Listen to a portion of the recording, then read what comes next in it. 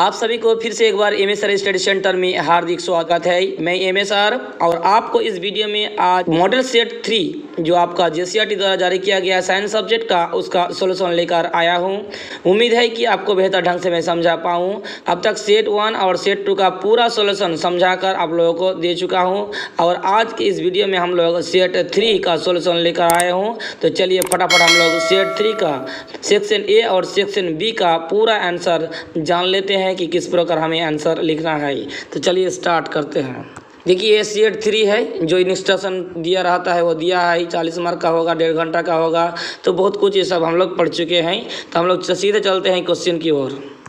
देखिए question number 1 में पूछा गया, जो सेक्शन ए का है, इसमें पूछा गया है कि एक वाट को परिभाषित कीजिए और वो हॉर्स पावर और वाट के बीच संबंध क्या है। संबंध बताना है आपको।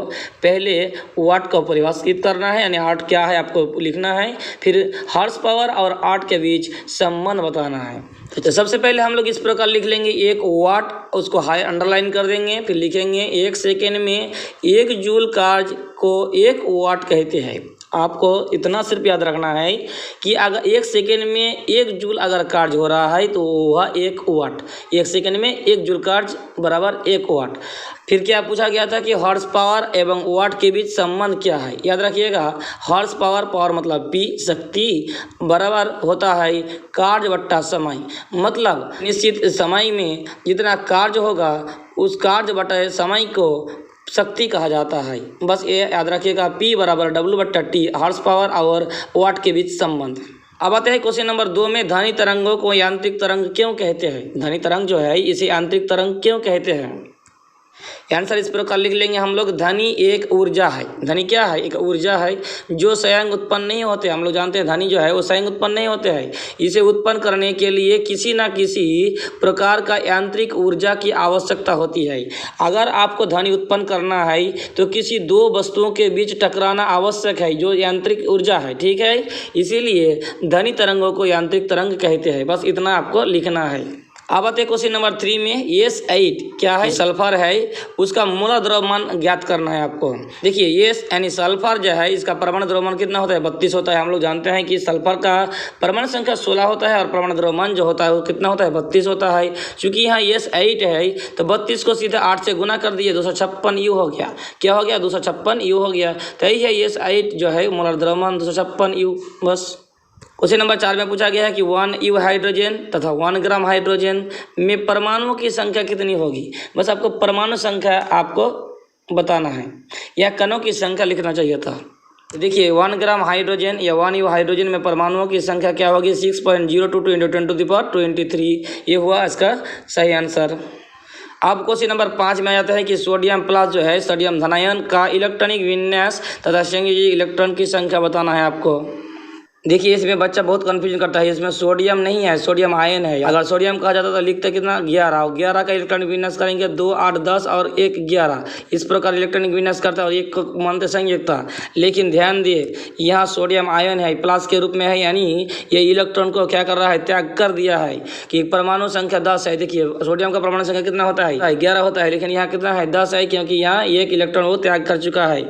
अब इसका इलेक्ट्रॉनिक विन्यास करेंगे तो 8, 10 को क्या करेंगे? 2 और 8। अब संयोजी इलेक्ट्रॉन कितना हो गया? 8, क्योंकि हम लोग जानते हैं संयोजी इलेक्ट्रॉन उसे कहते हैं जो किसी इलेक्ट्रॉनिक विन्यास के सबसे अंतिम कक्ष में जो इलेक्ट्रॉन होता है। तो यहाँ 8 है इसलिए। अब क्वेश्चन नंबर 6 में आ जाते हैं कि मलेरिया नामक बीमारी किस मच्छर के काटने से होती है। हम लोग तो जानते हैं कि मच्छर के काटने से मलेरिया होती है, लेकिन किस मच्छर के काटने से? देखिए आंसर लिखे है मैदा एनोफिलीज मच्छर। मादा होगा और मच्छर का नाम क्या है? एनोफिलीज मच्छर के काटने से मलेरिया बीमारी होती है। ये एकदम आसान सा सवाल था।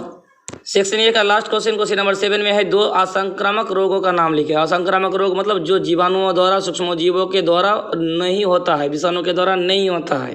तो हृदय रोग लिख लीजिएगा, ये हृदय रोग या मधुमेह, जिसे हम डायबिटीज कहते हैं, जिसे शुगर कहा जाता है नॉर्मली। तो हृदय रोग या मधुमेह रोग 2 असंक्रामक रोगों का उदाहरण है। बस लिख लीजिएगा, हो गया। अब आते हैं सेक्शन बी में। सेक्शन बी का पहला क्वेश्चन 8 नंबर में है कि एक लैम्प 10 सेकंड में 1000 जूल विद्युत ऊर्जा उत्पन्न खपत करती है, खर्चा करती है। इसका शक्ति क्या है? 10 सेकंड में कितना? 1000 जूल। बस इसका शक्ति आपको ज्ञात करना है। सबसे पहले इस प्रकार हम लोग लिख लेंगे कि यह दिया है, क्या दिया है? टी दिया है मैंने समय 10 सेकंड दिया है, और डब्लू दिया है कार्य कितना? 1000 जूल। अब पावर पूछा है, हम लोग जानते हैं, लिख देंगे, हम जानते हैं पी बराबर डब्लू बाई टी। अब डब्लू बराबर, डब्लू मतलब है 1000 और टी मतलब 10 काट दीजिए तो 100 वाट, तो ये हो गया 100 डब्लू यानी 100 वाट। इसका जो पावर है, क्षमता है, ये 100 वाट का है ये लैम्प का। क्वेश्चन नंबर 9 में पूछा गया है कि तरंग दैर्घ्य को परिभाषित कीजिए, इसे कैसे निरूपित किया जाता है तथा इसका एसआई मात्रक लिखिए। बहुत आसान सवाल है, चलिए देख लेते हैं। तरंग दैर्घ्य हाईलाइट कर दीजिएगा अंडरलाइन करके। दो क्रमागत संपीड़नों या विरोधनों के बीच की दूरी को तरंग दैर्घ्य कहते हैं। याद रखिएगा, संपीड़न और विरोधन के बारे में हम लोग पढ़े हैं। संपीड़न और विरोधन के बीच की दूरी अगर जितना होगा, साउंड जो ध्वनि चैप्टर में हम लोग पढ़े हैं, उसे हम लोग तरंग दैर्घ्य कहेंगे। और इसे लैम्डा, तरंग दैर्घ्य को किसमें? लैम्डा इस प्रकार के चिन्ह से सूचित किया जाता है, याद रखिएगा। अब फिर क्या पूछा था कि तरंग दैर्घ्य का एसआई मात्रक क्या है? तो तरंग दैर्घ्य का एसआई मात्रक मीटर होता है, याद रखिएगा। तो यह हो गया 9 नंबर का सही आंसर। नेक्स्ट क्वेश्चन नंबर 10 में पूछा गया है कि 8 ग्राम ऑक्सीजन में अणुओं की संख्या ज्ञात करें। आपको 8 ग्राम ऑक्सीजन में अणुओं की संख्या ज्ञात करना है। 10 नंबर में आप लोग इस प्रकार लिखेंगे कि दिया है द्रव्यमान जो है वो 8 ग्राम है, यानी एम, छोटा एम, और ऑक्सीजन का मोलर द्रव्यमान जो बड़ा एम होता है वो कितना होता है? 2 16 गुना 32 होता है, क्योंकि ऑक्सीजन में O2 होता है, तो 16 गुना कितना हो गया? परमाणु द्रव्यमान 16 होता है, 2 से गुना कर दीजिए तो 32 ग्राम। अब अणुओं की संख्या को याद रखिएगा कि ऊपर छोटा एम यानी दिया गया द्रव्यमान और नीचे मूला द्रव्यमान काट दीजिए 8 के 32 से, तो 1/4 आ गया। और उसको क्या कर दीजिए, एवोगाड्रो संख्या जो होता है उससे गुना कर दीजिए 6.022 × 10⁻23। ये आप लोग पहले भी लिख सकते हैं इसके साथ, 8/32 के साथ। तो ये हम लोग आप इसको सॉल्यूशन करते हैं, सॉल्व करते हैं, तो 4 से इसको डिवाइड करते हैं, तो फाइनली हम लोगों को मिल जाता है 1.505 × 10⁻23। तो ये होता है 8 ग्राम ऑक्सीजन में अणुओं की संख्या। अब जाते हैं क्वेश्चन नंबर 11 में कि निम्नलिखित के द्रव्यमान में ज्ञात करें। आपको कुछ 2 क्वेश्चन दिया गया है, ए और बी। देखिए, 5 मोल नाइट्रोजन परमाणु और 3.011 × 10⁻⁹ नाइट्रोजन परमाणु। ये 2 जो न्यूमेरिकल है और उसको इस 2 मान को आपको द्रव्यमान में बदलना है, ठीक है। तो पहले हम लोग 11 का ये कर लेते हैं। इसमें क्या कहा गया था कि नाइट्रोजन का मोल संख्या कितना दिया है? 5 मोल दिया है। तो हम लोग जानते हैं कि नाइट्रोजन का मोल द्रव्यमान कितना होता है? 14 ग्राम होता है। अब हम जानते हैं जो फॉर्मूला होता है, मोल बराबर दिया गया द्रव्यमान और मोलर द्रव्यमान। तो क्या है कि मोल की संख्या 5 और दिया गया द्रव्यमान कितना है नहीं जानते, वही निकालने के लिए कहा गया है। और मोलर द्रव्यमान कितना दिया है? 14 हम लोग जानते हैं। अब इसको डिवाइड कर लीजिए तो एम बराबर 5 14 कितना हो गया? 70 ग्राम। तो इस प्रकार यहाँ 5 मोल नाइट्रोजन का मिल गया हम लोग का 70 ग्राम द्रव्यमान। फिर बी नंबर में पूछा गया था कि यहाँ कणों की संख्या, यहाँ जो दिया था कणों की संख्या 3.011 × 10⁻3। तो यहाँ देखिए, ये एक्चुअली देखिए 6.022 × 10⁻20 का हाफ है, ठीक है। तो देखिए, हम जानते हैं क्या मोलर द्रव्यमान तो हम लोग याद कर लिए हैं कि 14 ग्राम है नाइट्रोजन का। अब उसी प्रकार हम लिख देंगे कि हम जानते हैं कि कणों की संख्या बराबर छोटा एम और बड़ा एम। छोटा एम का मतलब हुआ कि दिया गया द्रव्यमान और बड़ा एम का हो गया मोलर द्रव्यमान, ठीक है, इंटू 6.022 × 10⁻23। ये फॉर्मूला होता है। अब कणों की संख्या दे दिया गया है 3.011 × 10⁻23। अब हम लोग यहाँ मान पूरा बैठा दिए, पूरा समीकरण करेंगे तो यहाँ इसको 3.011 × 10⁻3 के इसको 6.022 × 10⁻3 में काट दिए तो 2 निकल गया, और 2 को फिर इस 14 से काट दिए तो 7 निकल गया। तो एम बराबर कितना आ गया? 7 ग्राम आ गया। तो इस प्रकार इसका आंसर निकल गया। अब आते हैं नेक्स्ट क्वेश्चन नंबर 12 में कि किसी तत्व का परमाणु 11 प्रोटॉन है, किसी तत्व का परमाणु में 11 प्रोटॉन है और 12 न्यूट्रॉन है, ठीक है। तो उस परमाणु का परमाणु संख्या आपको निकालना है, द्रव्यमान संख्या निकालना था, संयोजकता ज्ञात करना है। तो इस प्रकार हम लोग लिखेंगे कि यहाँ दिया है P मतलब प्रोटॉन 11, N मतलब न्यूट्रॉन 12। अब परमाणु संख्या ज्ञात करना है। हम लोग जाते हैं परमाणु संख्या होता है प्रोटॉन की संख्या के बराबर, तो मतलब 11 आंसर हो गया। द्रव्यमान संख्या जो होगा वो P + N यानी प्रोटॉन प्लस न्यूट्रॉन, तो 11 और 12 का जोड़ दीजिए तो 23 हो गया। अब इलेक्ट्रॉनिक विन्यास तो हम लोग जानते हैं, परमाणु संख्या को इलेक्ट्रॉनिक विन्यास कर देंगे 2 8 10 और 11, तो लास्ट का कक्ष में कितना इलेक्ट्रॉन आ गया? 1, तो वही हुआ संयोजकता 1। हम लोग इसके बारे में कई वीडियो में पढ़ चुके हैं। क्वेश्चन नंबर 13 में दिया है कि ओजोन परत क्या है। आपको पहले ओजोन परत है क्या चीज़ वो आपको लिखना है। इसके परत में छिद्र होने का क्या कारण है। तो देखिए ओजोन परत क्या है। इस प्रकार ओजोन परत लिख के हम लोग क्या करेंगे, हाईलाइट करेंगे। ओजोन परत एक ऐसी परत है जो सूर्य से आने वाली हानिकारक पराबैंगनी किरणों से हमारी रक्षा करती है।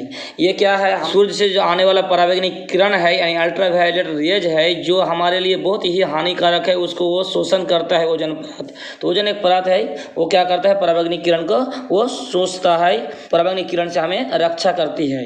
अब इसमें पूछा गया था कि इस परत में क्यों छेद हो रहा है। तो इसके परत में छिद्र होने के पीछे कुछ हानिकारक गैस जैसे chlorofluorocarbon, carbon monoxide, carbon tetrachloride आदि है। तो इस प्रकार का कई गैस है जो ओजोन लेयर को, ओजोन स्तर को छिद्र कर रहा है, छेद कर रहा है। ये हमारे लिए खतरे का घंटी है।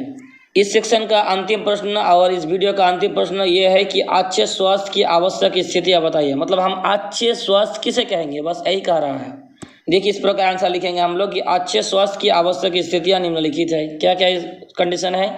एक, वो रोग मुक्त हो, वो व्यक्ति किसी भी प्रकार से रोग मुक्त हो, शारीरिक कोई रोग नहीं है। दो, वो सामाजिक और मानसिक परेशानियों से मुक्त हो, सिर्फ उसमें रोग नहीं है या बीमारी नहीं है, ये उसका स्वस्थ होने का प्रमाण नहीं है। इसमें क्या है, और उसको सामाजिक और मानसिक रूप से भी वो स्वस्थ होना चाहिए, किसी भी प्रकार का मानसिक या सामाजिक परेशानी उसमें ना हो। 3 नंबर में देखे हैं कि वो हर प्रकार के चिंता से मुक्त हो, मतलब किसी भी प्रकार का उसका टेंशन नहीं है। तो ये सब कंडीशन को हम स्थिति में, इस सब स्थिति में हम लोग बोलेंगे कि वो स्वस्थ है। तो ये इस प्रकार इस वीडियो में हम लोग 1 से लेकर 14 तक यानी सेक्शन ए और सेक्शन बी को कंप्लीट किए। अगले वीडियो में हम लोग सेक्शन सी को लेकर जल्द से जल्द आप लोगों के सामने आ रहे हैं। इस प्रकार लगातार वीडियो पाने के लिए चैनल के साथ जरूर जुड़ जाइए। इसके लिए आपको सब्सक्राइब बटन के साथ साथ बेल आइकन भी प्रेस कर लेना है। वीडियो को ज़्यादा से ज़्यादा फैलाए ताकि सभी को फायदा हो। लाइक और कमेंट करना मत भूलिएगा। मिलते हैं एक और नए वीडियो के साथ, तब तक के लिए धन्यवाद।